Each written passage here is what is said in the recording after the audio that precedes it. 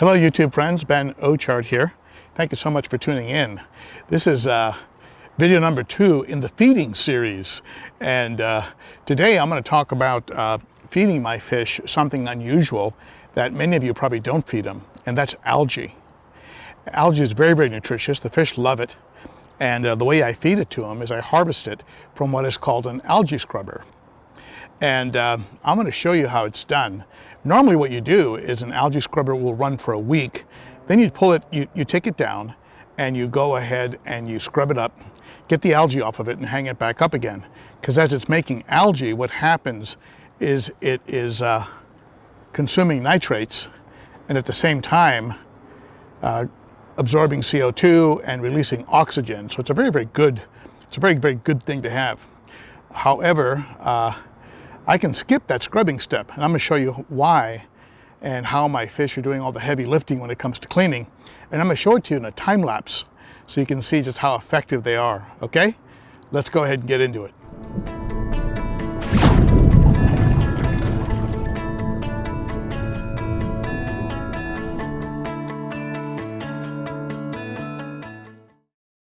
The algae scrubber sits on the wall, on the side wall of the 100-gallon acrylic tank, and so the first step of what you would call my cleaning or maintenance process with this algae scrubber is to pull it off the wall and then to lay it out in a way that the fish can get to it. A thin layer of algae usually develops on the aquarium wall that is picked at by the fish. And also, of course, you can see a lot of thick and rich algae on the scrubber itself. Let me go ahead and position it here so that the fish can access it and you can see it on the camera easily. And the fish will work on both the scrubber and the wall at the same time. You can see some of them actually start off on the wall first, and then they'll work their way over to the scrubber. And I didn't realize clown loaches were so interested in algae. I know they're a bit carnivore. You know, they like their protein, but boy, they love that algae. And there are other fish I've noticed that really go after the algae, like the benga, the sunshine benga.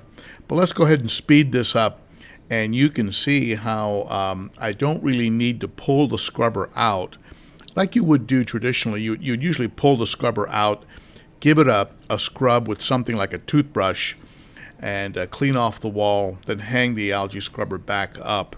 I really don't even need to do that. I mean, I just do a light brush on the wall at the end of this process, but I let the fish do all of the heavy lifting when it comes to the cleaning.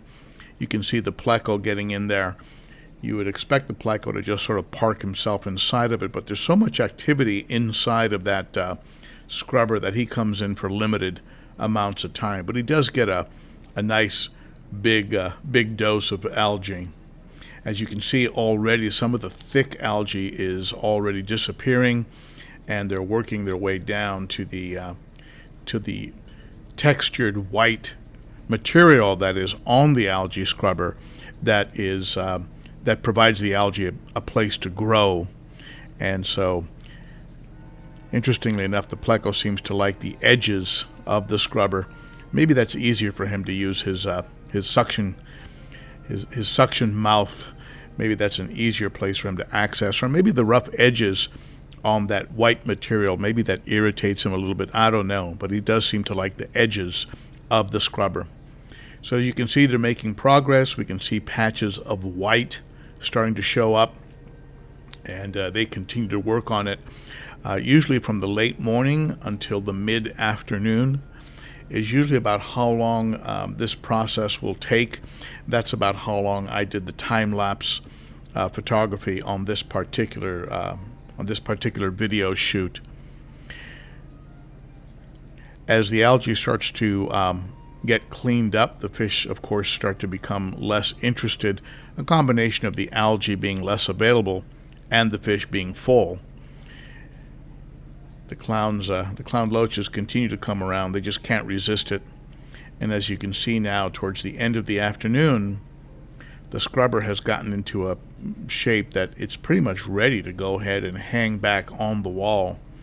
take a look at that sidewall. They've pretty much cleaned that off almost entirely. And I'll still give it a very light algae, like an algae sponge cleaning, just to make sure it's nice and clean before I hang up the scrubber. But that wall is pretty cleaned off between the pleco and the fish pecking at it. So there you see, it's that algae scrubber is, apart from some of the hard to get to edges and corners, pretty much like new.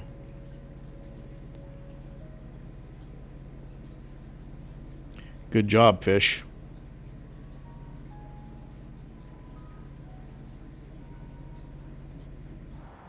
So there you have it. How cool is that? Let the fish do the heavy lifting, and all I've got to do is just clean a little bit of residual algae off the aquarium wall and hang that scrubber back up, and I'm good to go. And the fish did all the work for me. So makes that product even better. So thank you so much for tuning in. And I'll tell you what, tune in on Saturday for the cichlids and coffee live stream. And I'm going to talk with you about how you can actually win an algae scrubber. These algae scrubbers are not inexpensive. They are pretty expensive, but you can actually win one. Tune in on Saturday for the cichlids and coffee live stream, and we'll talk about it then. All right?